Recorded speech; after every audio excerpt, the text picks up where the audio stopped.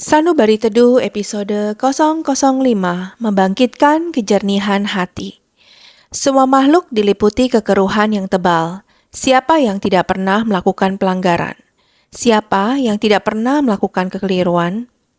Saudara-saudara sekalian, dalam syair pertobatan air samadhi tertulis, para Buddha berbelas kasih pada semua makhluk sehingga mengajarkan metode pertobatan. Berbelas kasih pada semua makhluk. Kita semua memahami bahwa hakikat dari Buddha, semua makhluk dan pikiran adalah sama. Setiap orang memiliki benih kebudaan. Buddha masa lalu dan masa depan saling mendukung. Mereka semua mengajarkan bahwa semua orang berpotensi mencapai kebudaan. Semua orang pun dapat belajar untuk memiliki rasa welas asih yang sama dengan Buddha. Jadi, semua Buddha memiliki cinta kasih dan welas asih pada semua makhluk. Cinta kasih yang bersifat universal ini harus kita pahami dengan sepenuh hati. Ini menunjukkan bahwa para Buddha di 3 masa dan 10 penjuru memiliki cinta kasih yang sama.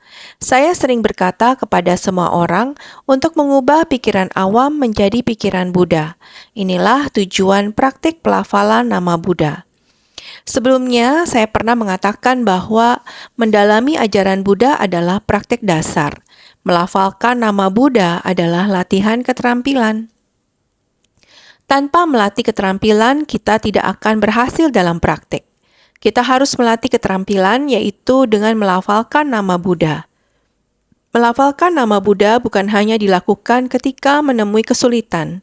Bukan begitu. Bukan pula hanya dapat dilakukan bersama-sama dalam upacara kebaktian. Bukan hanya itu. Sesungguhnya, kita harus sepenuh hati merenungkan hakikat kebudaan dalam diri kita. Inilah yang disebut menjadikan hati Buddha sebagai hati sendiri. Jika semua orang memiliki semangat dan pandangan yang sama, yaitu cinta kasih seperti para Buddha, maka ketika kita bersatu hati, kekuatan yang terhimpun sangatlah besar dan mampu menolong semua makhluk yang menderita. Sepenuh hati merenungkan hakikat kebudaan di dalam diri, memiliki cinta kasih universal dan welas asih terhadap semua makhluk. Inilah keterampilan melafalkan nama Buddha. Saudara sekalian, kata-kata berikut sangatlah penting dan menjadi tujuan kita mempelajari ajaran Buddha. Kita harus ingat bahwa para Buddha berbelas kasih pada semua makhluk. Kita harus mengembangkan cinta kasih yang sama seperti Buddha agar dapat menolong semua makhluk. Tetapi, apakah hati yang seperti ini dimiliki semua orang? Ya, hanya saja hati kita diliputi kegelapan batin. Buddha mengajarkan cara melatih keterampilan dengan tujuan untuk menyucikan batin. Untuk membersihkan noda dan kegelapan batin, kita harus menggunakan dharma. Dharma bagaikan air. Dharma sama seperti air. Benda yang kotor harus dibersihkan dengan air. Noda di dalam batin harus dibersihkan dengan bimbingan dharma. Jadi, syair pertobatan air samadhi berisi cara membersihkan kekeruhan di dalam batin. Menyucikan hati dengan air dharma, membersihkan kekeruhan dan noda dalam batin. Untuk itulah Buddha membabarkan makna pertobatan bagi kita. Pertobatan berarti penyucian, bagai air yang membersihkan noda. Pertobatan dibutuhkan karena kita memiliki noda batin dan pernah melakukan kesalahan. Kita pernah melakukan kesalahan, dan jika kita terus berusaha menutupinya, benih-benih noda dan kegelapan batin akan menutupi batin kita, selapis demi selapis. Dewasa ini ada banyak orang yang mengalami hidup sulit di masa lalu, yang pernah melakukan kesalahan, ataupun yang orang tuanya hidup susah. Mereka tidak ingin orang-orang tahu hal-hal di masa lalu, seperti orang tua yang hidup dalam kesulitan dan melakukan pekerjaan kasar, ataupun kondisi hidupnya tidak baik. Mereka tidak mau mengakui bahwa orang tuanya bekerja kasar. Kebanyakan orang hanya suka bercerita bahwa orang tuanya memiliki kehidupan yang baik, memiliki kedudukan yang tinggi. Mereka ingin membanggakan diri sendiri. Jika diri sendiri pernah melakukan kesalahan di masa lalu, maka semua ini mereka tutupi dan sembunyikan. Mereka tidak mau hal ini diketahui orang lain. Inilah yang disebut menutupi kesalahan. Menutupi kesalahan akan membuat benih-benih noda dan kegelapan batin menutupi batin kita selapis demi selapis, sehingga kekeruhannya menebal dan sulit dibersihkan. Bertobat berarti mengakui kesalahan dan kondisi yang tidak membanggakan di masa lalu. Kita harus berani membuka pintu hati dan berpikiran agar noda dalam batin kita dapat dibersihkan selapis demi selapis. Saya sering berkata, pengakuan membawa kemajuan. Banyak orang pernah berbuat salah dalam hidup. Ketika memiliki kesalahan, janganlah disembunyikan. Kita harus berani membukanya dan berinisiatif mengakuinya. Inilah yang disebut bertobat. Dengan bertobat atas kesalahan masa lalu, barulah kita dapat memulai awal yang baru. Barulah kita dapat memulai awal yang baru. Saya telah terlahir kembali. Saya yang dulu, yang kemarin, telah tiada. Hari ini saya yang baru telah lahir. Inilah makna pertobatan. Seperti orang zaman sekarang yang sering menggunakan komputer. Ketika memori komputernya penuh, kita harus membersihkannya dengan menghapus data-data yang tidak terpakai. Dengan demikian, komputer ini dapat berfungsi kembali dengan baik.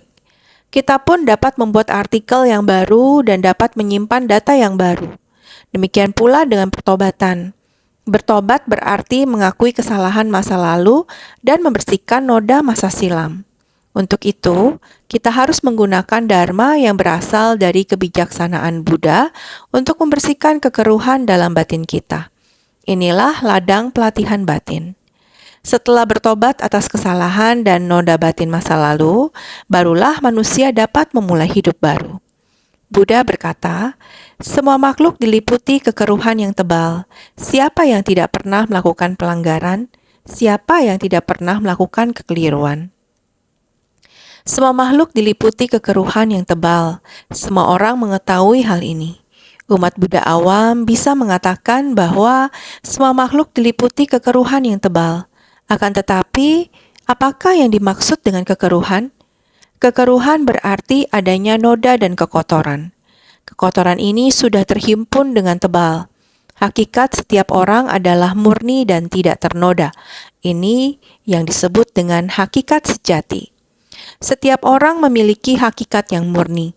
Karena ada kegelapan batin, ketidaktahuan, maka timbullah ketamakan, kebencian, kebodohan, serta noda batin lainnya yang menutupi hakikat sejati ini. Semakin bertambah usia manusia, kekeruhan dalam batin akan semakin menutupi pemahaman kita akan kebenaran. Akibatnya, noda batin pun terus timbul. Oleh karena itu, kita harus sadar saat pikiran yang ternoda muncul. Dulu saya pernah mengungkapkan kegelapan batin menimbulkan 3 aspek halus dan ketika bersinggungan dengan objek luar, timbullah 6 aspek kasar. Saya juga sering bercerita kepada kalian semua. Hakikat murni dari semua orang tertutup karena adanya kegelapan batin yang menimbulkan ketamakan, kebencian, dan kebodohan. Dengan adanya ketamakan, kebencian, dan kebodohan, maka ketika bersentuhan dengan objek luar yaitu wujud, aroma, rasa, sentuhan, dan lain-lain, pikiran kita akan bereaksi terhadapnya.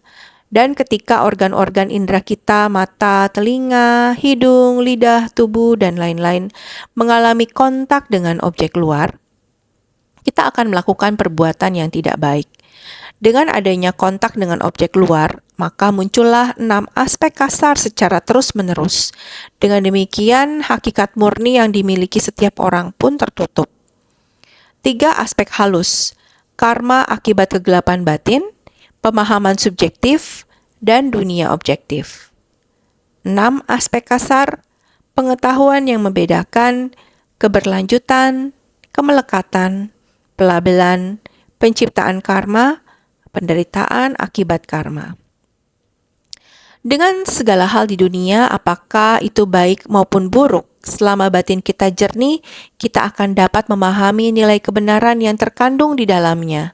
Sesungguhnya, kebenaran dapat ditemukan dalam kehidupan sehari-hari di sekeliling kita. Karenanya, kita harus berintrospeksi diri dan melihat ke dalam batin. Jika kejernihan batin tertutup oleh noda, kita akan diliputi kegelapan dan pandangan salah. Sekali pikiran salah ini timbul, ia akan terus-menerus terakumulasi. Beginilah makhluk awam yang diliputi kegelapan. Beginilah makhluk awam yang diliputi kegelapan batin, terperangkap dalam batin yang penuh noda. Dengan demikian, kita terus berada dalam lingkaran tumimba lahir selama berkalpa-kalpa dan terus menciptakan karma. Dengan hati jernih, Dharma terlihat jelas, sehingga senantiasa diliputi kebahagiaan dan kedamaian. Ketika kegelapan batin timbul, makhluk hidup terjerumus dalam lingkaran tumimba lahir. Apakah yang disebut kejernihan? Yaitu hakikat kebudaan kita. Apa yang dimaksud kegelapan batin? Yaitu pandangan salah akibat ketidaktahuan. Inilah penyebab tumimba lahir. Kekeruhan noda batin ini sudah sangat tebal dan berlapis. Kegelapan dan noda batin yang kotor itu telah terakumulasi selapis demi selapis, sehingga cahaya hakikat sejati kita tidak lagi terpancar keluar. Cahaya hakikat sejati yang cemerlang ini telah tertutup. Karena itulah dikatakan, siapa yang tidak pernah melakukan pelanggaran, siapa yang tidak pernah melakukan kekeliruan. Semua orang pernah melakukan kesalahan. Janganlah kita berpikir, saya tidak pernah berbuat salah. Tapi, mengapa karma buruk saya terus berbuah? Hal-hal yang tidak diinginkan terus menimpa diri saya. Ini adalah akibat perbuatan kita di masa lampau.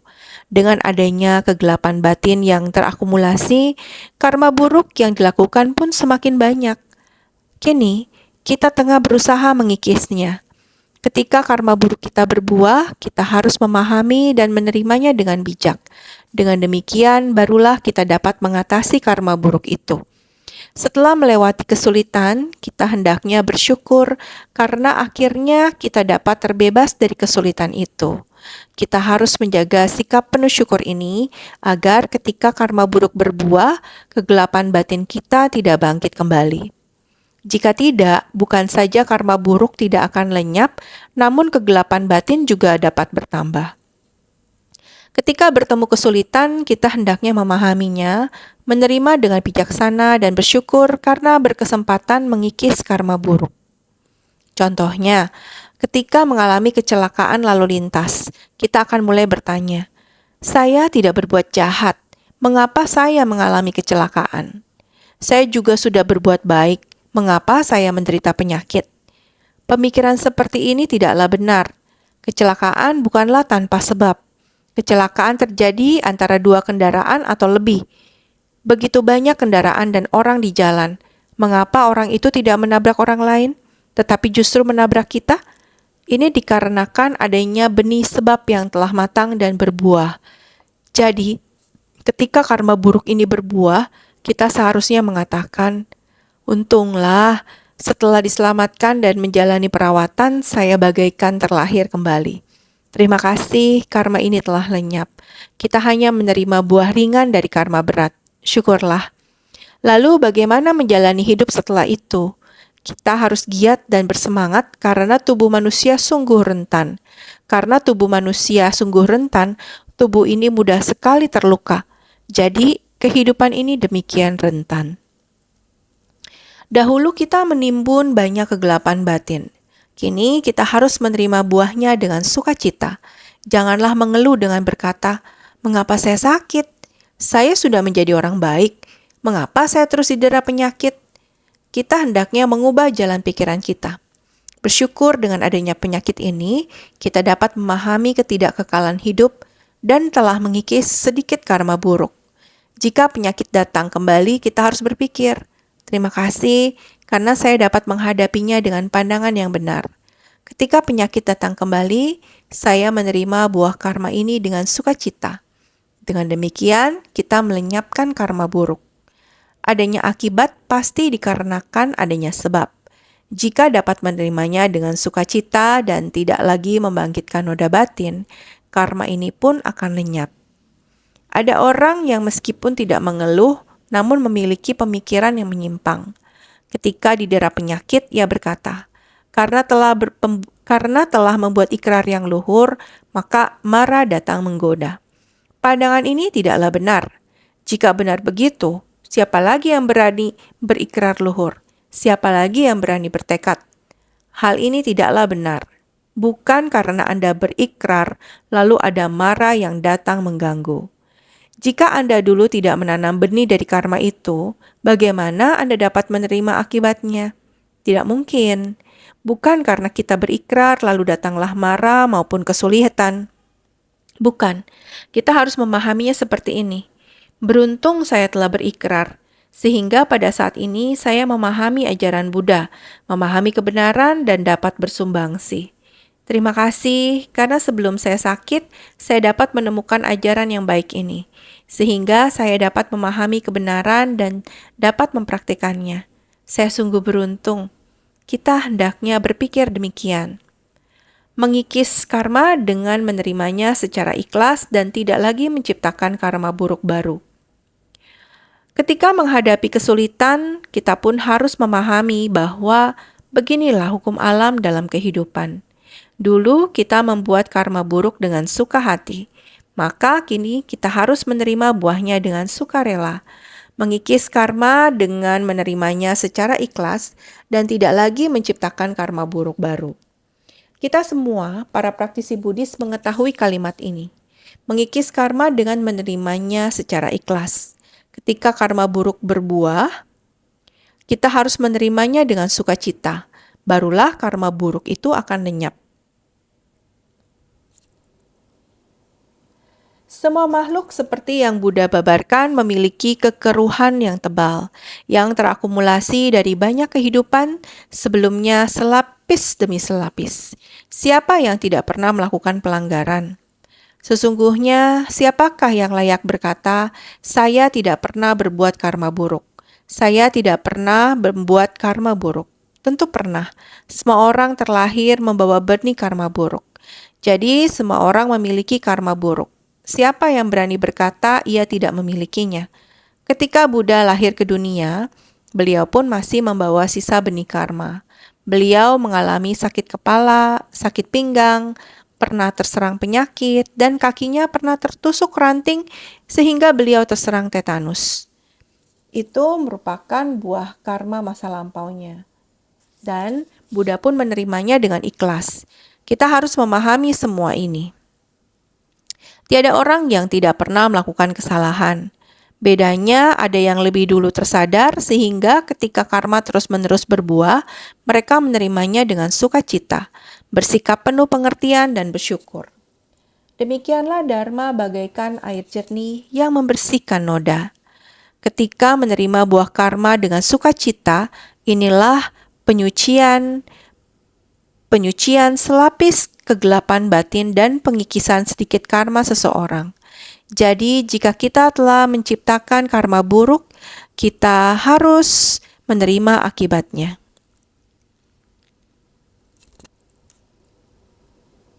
Jadi, jika kita telah menciptakan karma buruk, kita harus menerima akibatnya. Karena ini merupakan buah dari perbuatan kita. Kita harus menerimanya dengan sukacita. Karenanya, saya sering mengatakan tentang sikap tahu berpuas diri, bersyukur, penuh pengertian, dan toleransi. Dalam kehidupan sehari-hari, ketika menghadapi orang, masalah, dan berbagai hal, kita sulit terhindar dari pikiran buruk. Jika kita dapat menggunakan 4 sikap tersebut, kita akan senantiasa tenang dan seimbang. Terlahir di 6 alam kehidupan, semua makhluk membawa benih-benih karma. Senantiasa bertobat berarti menggunakan air dharma untuk membersihkan noda batin akibat karma buruk dan akhirnya kembali pada hakikat sejati yang murni. Jika memiliki kekotoran akibat karma buruk, kita harus senantiasa bertobat. Dengan air dharma yang murni, kita membersihkan kekotoran ini. Jadi semuanya bergantung pada pikiran. Kita harus senantiasa bersungguh-sungguh menjaga pikiran kita dengan baik dan membersihkan kekotoran dengan air dharma. Inilah pertobatan, yaitu melenyapkan noda batin kita dengan dharma. Jadi, penderitaan yang demikian kompleks dapat diakhiri dengan dharma yang sederhana. Saudara sekalian, Kita harus menjaga pikiran dengan baik. Semua bermula dari pikiran. Semoga semua lebih bersungguh-sungguh.